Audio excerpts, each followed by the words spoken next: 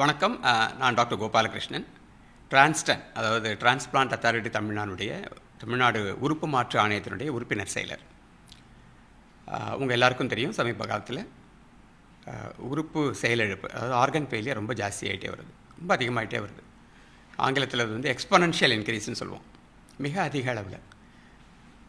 இது வந்து இந்தியாவிற்கு மட்டுமே இல்லை இந்த ப்ராப்ளம், இது வந்து உலகளாவிய ப்ராப்ளமாக இருக்குது. இதுக்கான என்ன காரணங்கள் அப்படின்றது தனிப்பட்ட ஒரு நிகழ்ச்சியில் பார்க்கலாம். பல காரணங்கள் இருக்குது. பெருகி வரும் காரணங்கள், உறுப்பு செயலிழப்பு ரொம்ப அதிகமாக இருக்குது. இதுக்கு என்ன தீர்வு அப்படின்னா, உறுப்பு செயலிழப்பு ஏற்பட்டால் ஒரு மாற்று உறுப்பு அறுவை சிகிச்சை மூலமாக அந்த பாதிக்கப்பட்ட நோயாளிக்கு ஒரு புனர்ஜென்மம், மறுவாழ்வு கொடுக்கலாம். முக்கியமாக சிறுநீரகம், கிட்னி ஃபெயிலியர் அப்படின்னு எடுத்துக்கிட்டிங்கன்னா, ஒரு கிட்னி ஃபெயிலியர் ஸ்டேஜ் 5 அப்படின்னு வரும். அதுக்கப்புறம் என் ஸ்டேஜ் கிட்னி ஃபெயிலியர்னு வரும். அந்த ஸ்டேஜில், அந்த முற்றிய நிலையில் அவங்களுக்கு வந்து ஒரு டயாலிசிஸ் சிகிச்சையோ இல்லை கிட்னி டிரான்ஸ்பிளான்ட் என்று சொல்லக்கூடிய மாற்று உறுப்பு அறுவை சிகிச்சையோ செய்தால் ஒழிய அவங்க ஒரு இயல்பான நிலைமையில் வாழ முடியாது, ஒரு இயல்பான வாழ்க்கையை வாழ முடியாது.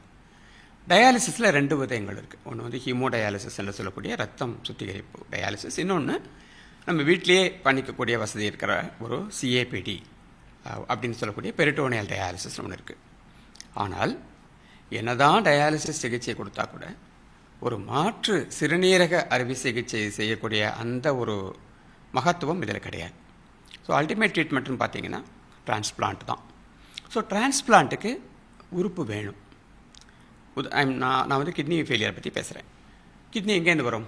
2 சோர்ஸ் இருக்குது. ஒன்று, நெருங்கிய உறவினர்கள் மனமும் வந்து கொடுக்க தயாராக இருந்தால், அவங்களுக்கு கொடுக்க தகுதி இருந்தால், ஆனால் அவங்களுக்கும் வியாதிகள் இருக்கக்கூடாது. அந்த கொடுக்க முன்வரும் நபருக்கு வந்து ஒரு டயபெட்டிஸோ ஒரு ஹை பிபியோ, அவங்களுக்கு கிட்னி சம்மந்த பிரச்சனையோ, அதீதமான உடல் பருமனோ அதெல்லாம் இருக்கக்கூடாது. அதை காட்டிலும் முக்கியம் அவங்க மனமும் வந்து கொடுக்குற மாதிரி இருக்கணும். அந்த மாதிரி இருந்தால் ஒரு லிவிங் டோனர் டிரான்ஸ்பிளான்ட் பண்ணலாம். இப்போ அந்த நம்பர் கம்மியாகிட்டே வருது. ஏன் அப்படின்னா, மாறி வரும் குடும்ப சூழ்நிலை, நியூக்ளியர் ஃபேமிலி, ஒவ்வொரு பிரதர் சிஸ்டர்ஸும் வேறு வேறு இடத்துல இருக்காங்க. அண்ட் நிறைய பேருக்குமே வந்து பிபி வந்துடுது, சுகர் வந்துடுது. ஸோ அவங்களுமே கொடுக்க மெடிக்கல் ஃபிட்னஸ் தகுதி இல்லாத மாதிரி இருக்கிறாங்க. ஸோ இப்போ இதுக்கு என்ன தான் வழி அப்படின்னு பார்த்தா, மூளை சாவு ஏற்பட்ட நபர்களிடமிருந்து உறுப்புகளை தானமாக பெற்று அந்த உறுப்புகளை யூஸ் பண்ணி டிரான்ஸ்பிளான்ட் பண்ணுறது. இதுதான் மூளைச்சாவு ஏற்பட்ட நபரிடமிருந்து உறுப்பு தானம் பெறும் நிகழ்ச்சி, டிசீஸ் டோனர் டிரான்ஸ்பிளான்டேஷன். இது இந்தியா முழுவதுமே இந்த ப்ரோக்ராம் அமல்படுத்தப்பட்ட போதிலும் தமிழ்நாடு வந்து ஒரு முன்னோடி மாநிலமாக இருக்குது. 2008ஆம் ஆண்டிலிருந்து இதுக்கான ஒரு ஒழுங்குமுறைகள், எப்படி உறுப்புகளை பெறணும், எப்படி உறுப்புகளை அலாட் பண்ணணும், யாருக்கு தேவை இருக்கும் அப்படின்றதெல்லாம் வந்து மிக நல்ல முறையில் நடந்துகிட்ருக்கு.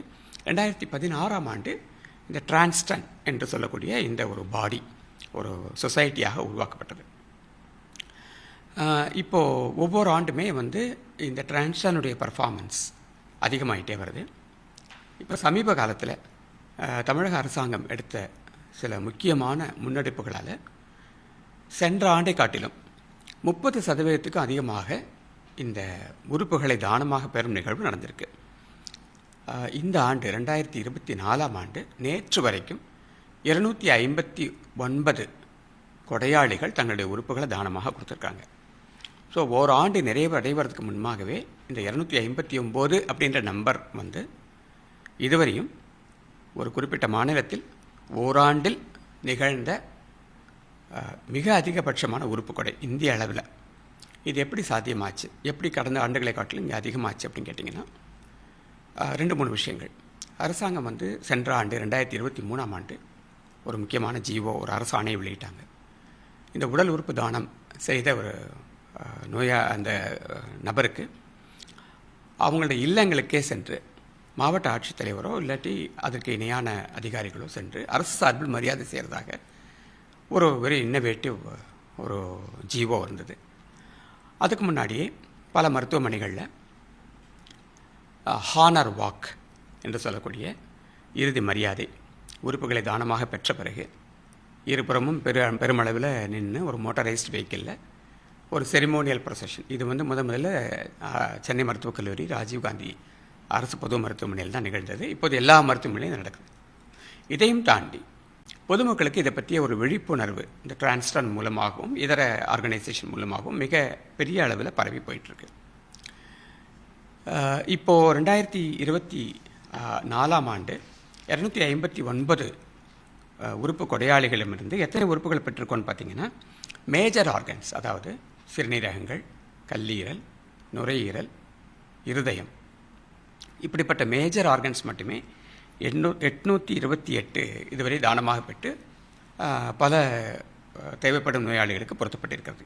இதையும் தாண்டி அந்த கருவழி படலம், கார்னியா, ஸ்கின், போன், இப்படி திசுக்கள், அது மைனர் ஆர்கன்ஸ், அது வந்து கிட்டத்தட்ட ஒரு 619 போயிருக்கு. இது வரைக்கும் இந்த ஆண்டு 1447 பேர் இந்த உறுப்பு கொடையினால் பயன்பெற்றிருக்காங்க. இப்போ சமீபத்தில் இந்த ஆண்டு கை இழந்தவர்கள் இருப்பாங்க. அந்த கை இழந்தவர்களுக்கு கூட இறந்த நபரிடமிருந்து அவருடைய குடும்பத்தாரோட சம்மதத்தோட கையையே தானமாக பெற்று ஒரு ஹேண்ட் டிரான்ஸ்பிளான்ட் நடக்கிறதும் நடந்துகிட்ருக்கு. சென்ற ஆண்டே வந்து 4-5 ஆயிருக்கு. ரொம்ப சக்ஸஸ்ஃபுல்லாக போயிட்டுருக்கு. ஸோ முன்னெப்போதும் இல்லாத அளவிற்கு உறுப்புகளின் தேவை அதிகமாயிட்டே இருக்கு. அதனால் இந்த உறுப்பு கொடை, உறுப்பு தானத்தை பற்றிய ஒரு விழிப்புணர்வும் அதை பற்றிய ஒரு புரிதலும் அறிதலும் எல்லா தமிழ்நாட்டின் மூலை முடுக்குக்கெல்லாம் கொண்டு செல்ல வேண்டியது நம் அனைவரது கடமையாகும்.